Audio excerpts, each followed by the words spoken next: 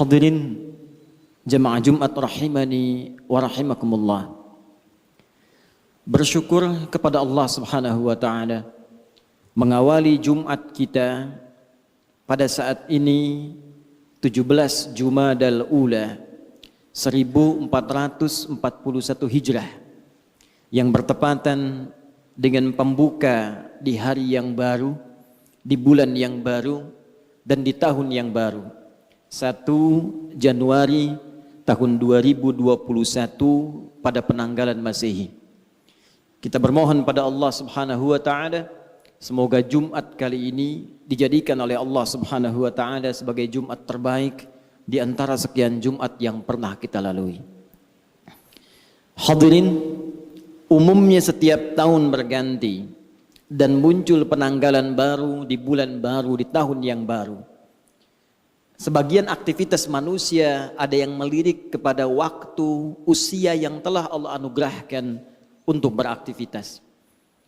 Ada yang mengatakan saat ini saya telah berusia 15 tahun. Ada yang mengatakan saat ini saya berusia 20 tahun, 30 tahun, 40 tahun. Bahkan ada yang melebihi dari usia Nabi SAW saat diwafatkan Allah kurang lebih 63 tahun. Apakah 70 tahun, 80 tahun, ataukah lebih daripada itu? Dan telah banyak di kisaran waktu yang Allah berikan, kesempatan yang Allah anugerahkan, kita isi dengan beragam aktivitas. Yang bahkan diiringi dengan perjuangan, keringat, darah, air mata, liku kehidupan yang telah dilalui. Baik dalam kehidupan individual, di keluarga atau tingkat sosial yang lebih tinggi, dan segala aktivitas berdasarkan profesi yang telah bahkan tengah kita jalani. Dari sekian aktivitas yang telah kita lalui itu, ada satu ayat yang penting kita renungkan dalam Al-Quran. Dan ayat ini secara tajam disampaikan Allah tanpa banyak pembukaan, tanpa banyak iringan yang dalam bahasa manusia mungkin diawali dengan pengantar dan muqaddimah, tapi langsung ditujukan menghujam pada pertanyaan dasar yang dimintakan untuk diresapkan pada setiap jiwa-jiwa manusia, khususnya hamba-hamba Allah yang beriman, dari setiap pergantian waktu yang telah kita lalui dengan pembuka dan informasi yang telah tadi kami sampaikan. Quran surah ke-59 Al-Hasyr di ayat yang ke-18. Allah Subhanahu wa taala berfirman, "Ya ayyuhalladzina amanu taqullaha wal tanzur nafsum ma qaddamat lighad wattaqullaha innallaha khabirum bima ta'malun." Hadirin, ayat ini dibuka dengan tegas oleh Allah Subhanahu wa taala untuk menghunjamkan sebuah pesan yang dalam, khususnya ditujukan pada orang-orang yang telah menyatakan dirinya beriman kepada Allah Subhanahu wa taala. Dan berbahagianya kita semua, insya Allah, kita yang hadir di masjid ini, baik di area dalamnya, di luarannya, sekitarannya, insya Allah kita termasuk dalam golongan orang-orang beriman. Karena panggilan Jumat dibuka dengan panggilan iman. Quran surah ke-62 Al-Jumu'ah dengan namanya di ayat yang ke-9 itu. Ya ayyuhalladzina amanu idza nudiya lis-salati min yaumil jumu'ati fas'au ila dzikrillah. Panggilan Jumat dibuka dengan kalimat iman. Hei seluruh orang-orang yang telah menyatakan dirinya beriman kepada Allah Subhanahu wa taala, jika telah tiba seruan untuk menunaikan salat Jumat di hari Jumat itu, maka bergegaslah Anda untuk berzikir. Ingat, persiapkan diri Anda untuk menunaikan Jumat dengan sempurna. Jadi berbahagialah ketika kita hadir datang di Jumat ini. Bersyukurlah kepada Allah karena iman kita masih diakui oleh Allah Subhanahu wa taala. Iman kita masih merespon panggilan Allah Subhanahu wa taala. Dari sekian hamba-hamba Allah, bahkan yang mengatakan dirinya beriman sampai Jumat ini, kita yang terpilih dan berada di masjid ini. Belum tentu orang yang mengatakan dirinya beriman kemudian bisa mudah untuk menunaikan ibadah Jumat ini. Tapi dari syukur yang kita dapatkan ini, hadirin sekalian, kembali kita dipanggil, disentuh dengan iman kita ini dalam ayat yang tegas Allah sampaikan di Quran surah ke-59 ayat 18 ini. Ya ayyuhalladzina amanu, Kalau kita tarik ke dalam suasana Jumat saat ini, hei jamaah-jamaah Jumat yang telah datang dengan panggilan iman itu, hei kalian yang telah menyatakan dirinya beriman kepada Allah Subhanahu wa taala, bahkan dibuka dengan huruf ya, disebutkan 360 kali dalam Al-Qur'an. Huruf ya, harfun nida, itu digunakan untuk memanggil seluruh jarak yang ada. Nidaul qarib, nidaul mutawassit, nidaul ba'id. Ada 14 huruf nida dalam bahasa Arab. Ada a, ada ya, ada aya, ada wa, dan sebagainya. Tapi di Al-Quran hanya satu yang disebutkan.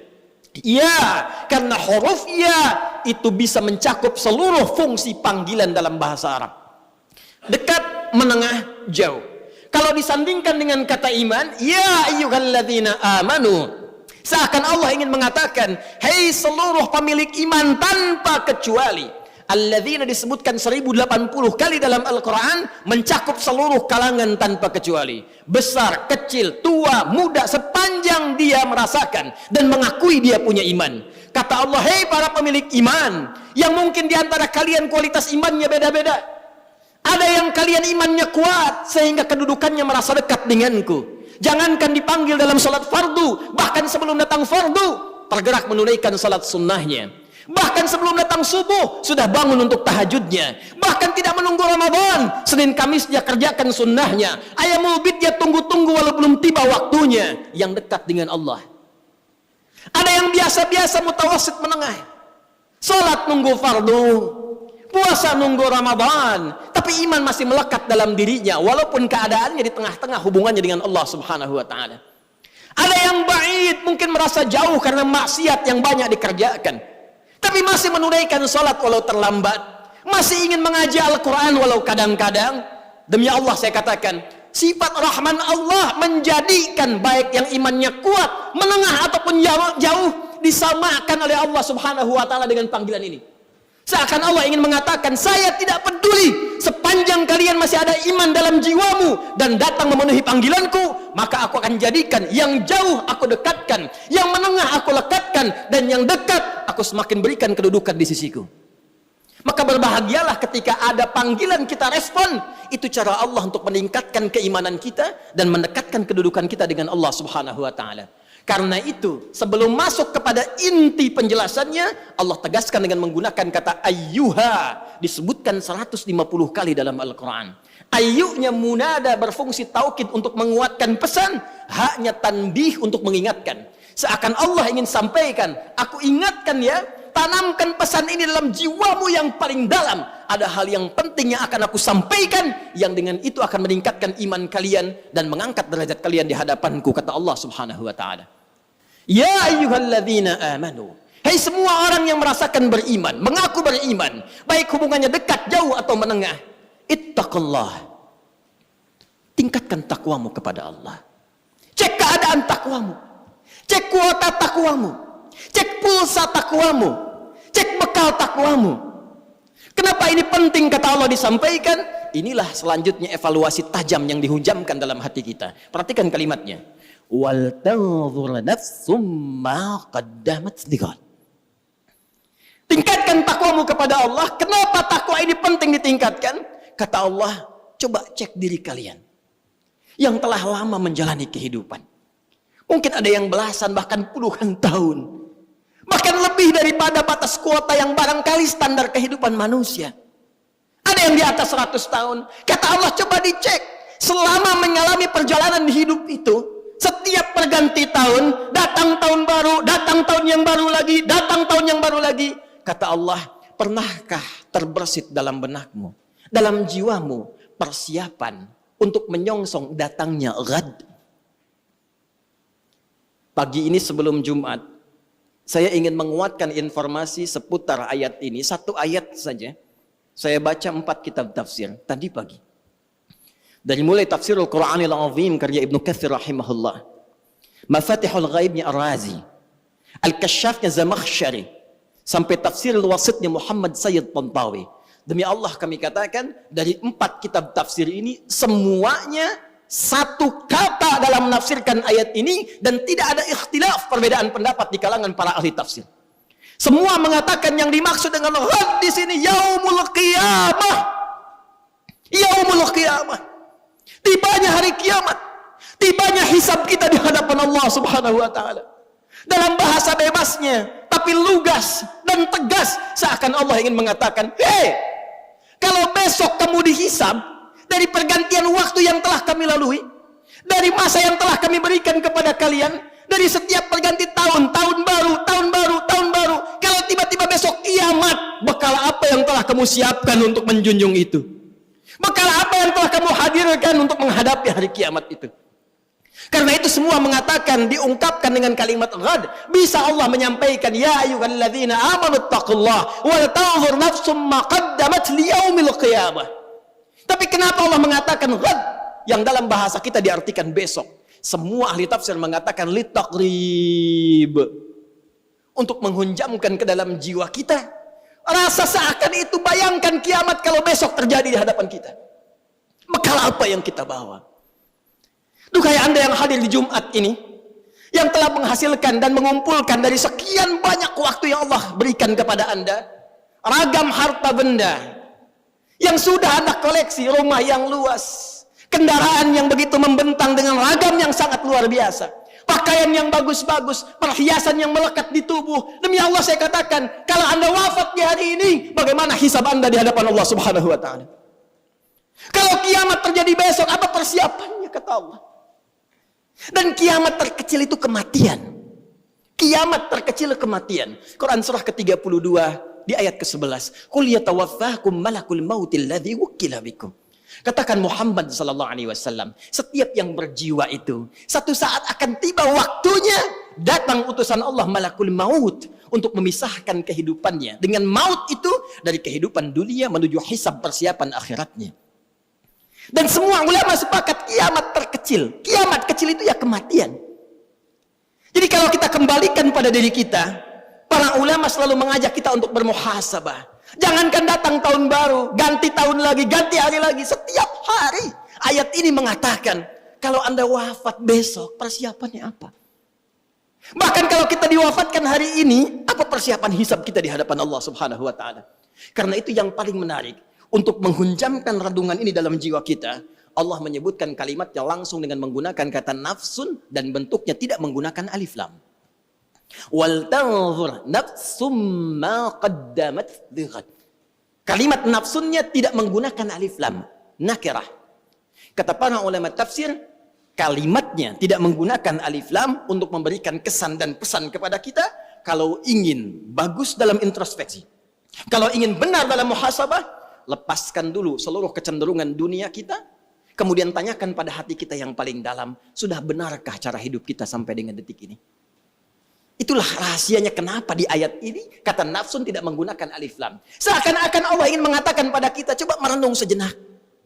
Bukan dengan kembang api itu, bukan dengan petasan itu, bukan dengan pesta itu, tapi dengan jiwa Anda, dengan hati Anda, dengan qalbu Anda, dengan jiwa yang Allah berikan kepada kita. Cobalah kemudian sejenak saja, sepersekian menit kita diam sejenak, tanyakan pada jiwa kita, istafti qalbak, kemana hidup kita ini? Sudah benarkah puluhan tahun saya beraktivitas? Sudah benarkah puluhan tahun ini misi yang saya emban? Sudah benarkah jalan hidup saya? Bagaimana kalau sekarang saya wafat? Saya berikan rumus cepat. Kalau ada orang masih merasa kurang nyaman, gelisah, dan khawatir bila diwafatkan, di saat itu dia merenung, ini sudah fitrah menunjukkan ada kekurangan bekal yang ada dalam jiwanya. Dan merasakan ada bekal yang kurang untuk dibawa pulang. Yang paling mencengangkan dan paling irasional, sudah tahu bekalnya kurang, sudah tahu yang kemarin itu masih banyak kurangnya, kok sisa yang diberikan masih main-main juga? Kok sisa waktu yang diberikan masih belum serius juga? Jadi kalau sampai Jumat ini, sampai detik ini, belum mampu merubah kita untuk dekat dengan Allah, Anda butuh berapa Jumat lagi? Anda butuh berapa tahun baru lagi? Apa masih senang hanya dengan urusan dunia Anda rayakan, sementara besok kita berpulang di hadapan Allah Subhanahu wa taala? Ingat akhirat bukan meninggalkan dunia, tapi ingat akhirat mengarahkan anugerah dunia yang Allah berikan kepada kita supaya ditata menjadi kepentingan ibadah. Karena itulah untuk menutup khutbah bagian pertama ini, Al-Imam Ibnu Katsir ketika membuka tafsir di ayat ini, beliau meriwayatkan dua riwayat langsung dari dua pakar hadis.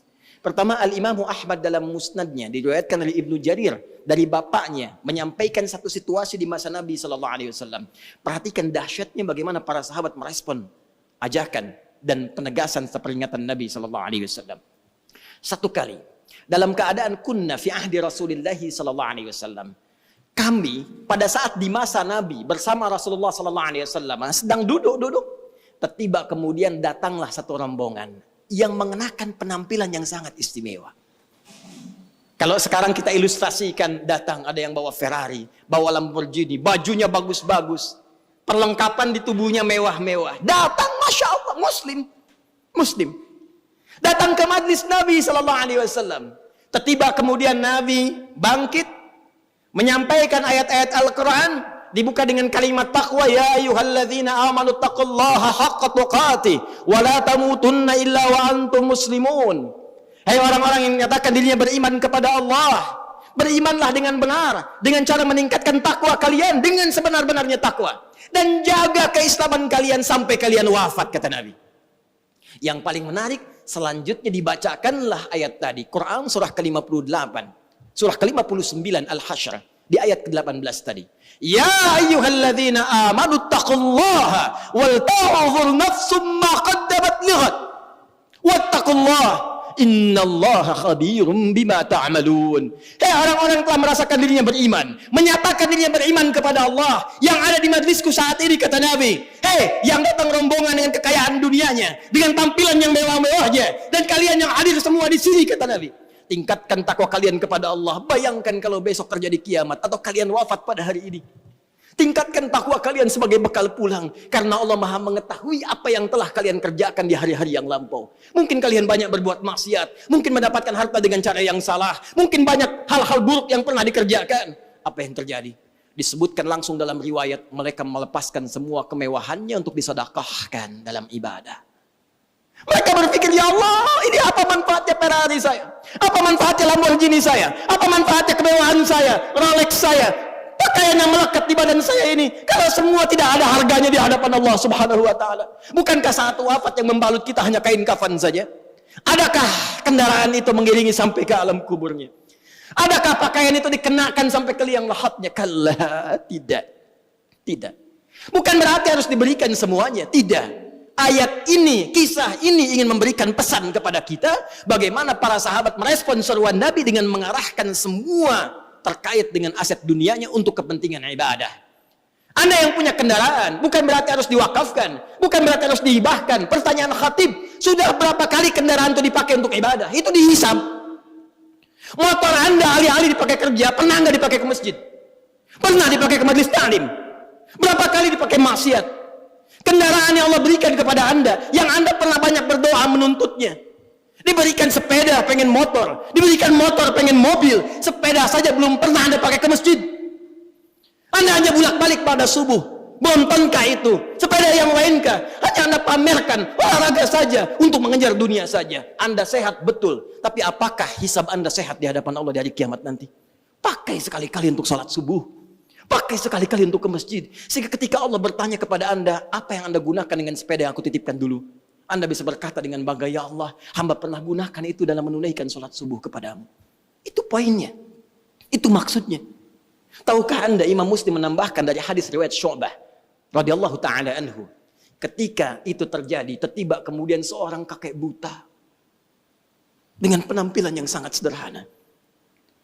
Dan hampir saja kebutaannya menjadikan beliau lemah dalam beraktivitas. Tiba mendengar dan melihat peristiwa itu, beliau kembali ke rumahnya, bahkan memberikan apa yang ada di rumahnya untuk memberikan contoh ibadah dalam rangka bersedekah kepada Allah Subhanahu wa Ta'ala. Dan itu bermanfaat bagi orang-orang Islam pada saat itu. Sehingga apa yang terjadi? Semua berbondong-bondong orang Ansar Madinah mencontoh perbuatan kakek ini. Dan keluarlah hadis yang legendaris itu. Man sanna fil islami sunnatan hasanatan falahu ajruha mithla adri fa'iliha min ghairi an yankusa min adriha syai'. Siapa yang menjadi pionir dalam menyontohkan sebuah kebaikan, membudayakan kebaikan, ditiru oleh orang lain, maka dia mendapatkan pahala mengalir terus dari orang-orang yang menirunya, orang-orang yang mengikutinya tanpa dikurangi sedikit pun. Sekarang Kiranya waktunya bagi kita untuk kembali kepada Allah Subhanahu wa taala. Untuk merenung di Jumat ini, memperbaiki hidup kita. Jangan-jangan memang waktunya bagi kita untuk pulang. Kalau bukan esok, mungkin hari ini kita kembali. Apakah kita termasuk dalam hamba yang diridhai? Hanya kita yang bisa berikhtiar dan menunjukkan kepada Allah untuk menjawabnya. Barakallahu li wa lakum fil Qur'anil azim wa nafa'ni wa iyyakum bima fihi minal ayati wa dzikril hakim. وتقبل مني ومنكم تلاوته إنه هو السميع العليم ادعوا الله يستجب لكم جميعا إن شاء الله.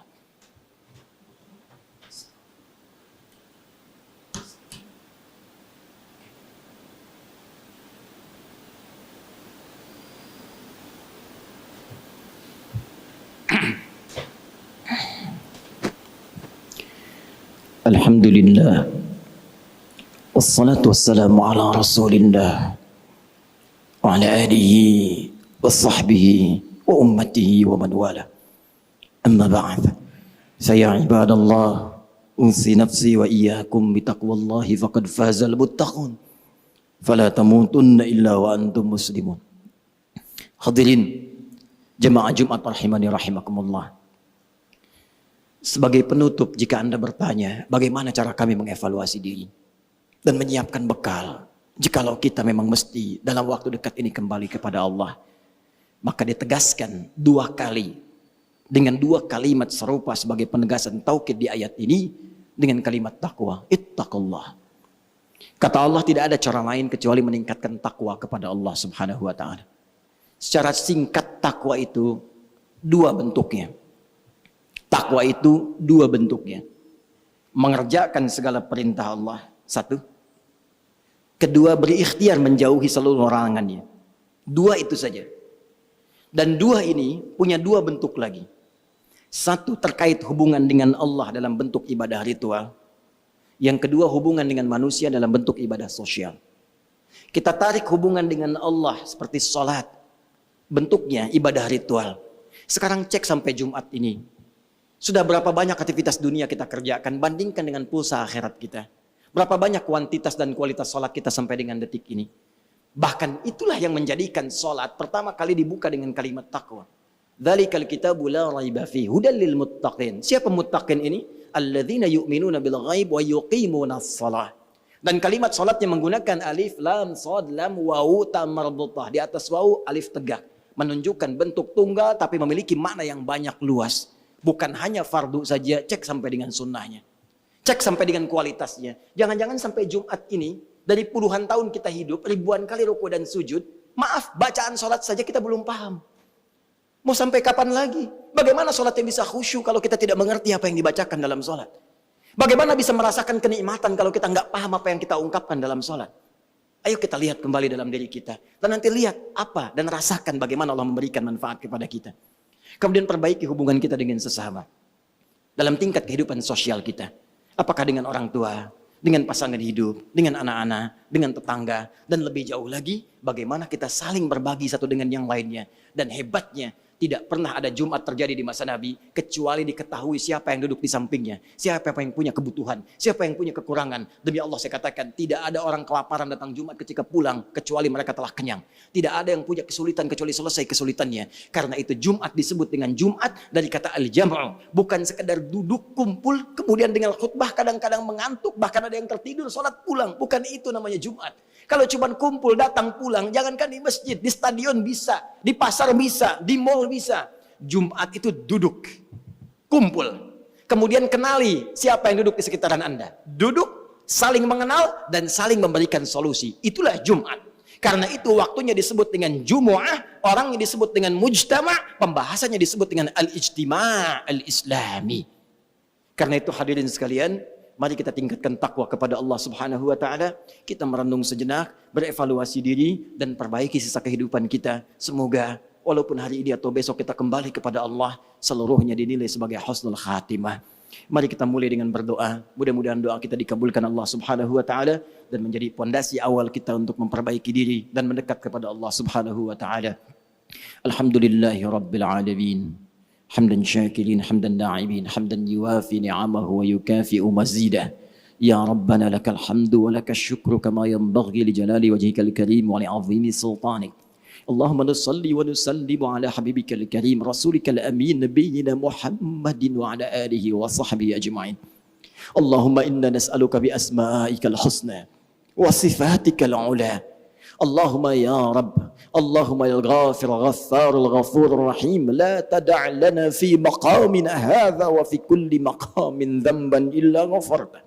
Duhai Allah, kami bermohon kepadamu dengan segelap namamu yang mulia, sifatmu ya Allah yang paling indah, yang paling istimewa, ya Allah yang maha pengampun. Jangan biarkan ada satupun hamba di masjid ini atau di tempat lain yang beriman ya Allah, yang dalam saat ini berlumur dosa, kecuali Engkau ampuni segala dosa-dosanya di hari Jumat ini.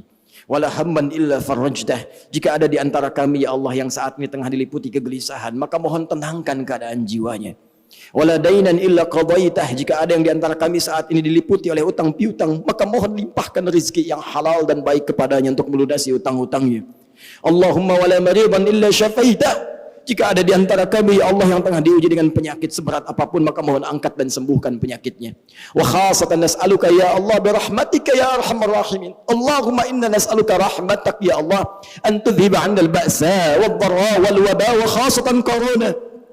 Kami mohon dengan rahmat-Mu ya Allah, hunjamkan kepada jiwa-jiwa hamba-hamba-Mu ya Allah, terkhusus hamba-hamba yang beriman, untuk mendekat kepadamu, bersinergi ya Allah ya arhamar rahimin, bermohon, berikhtiar untuk mengentasi wabah ini ya Allah, pandemi corona ya arhamar rahimin.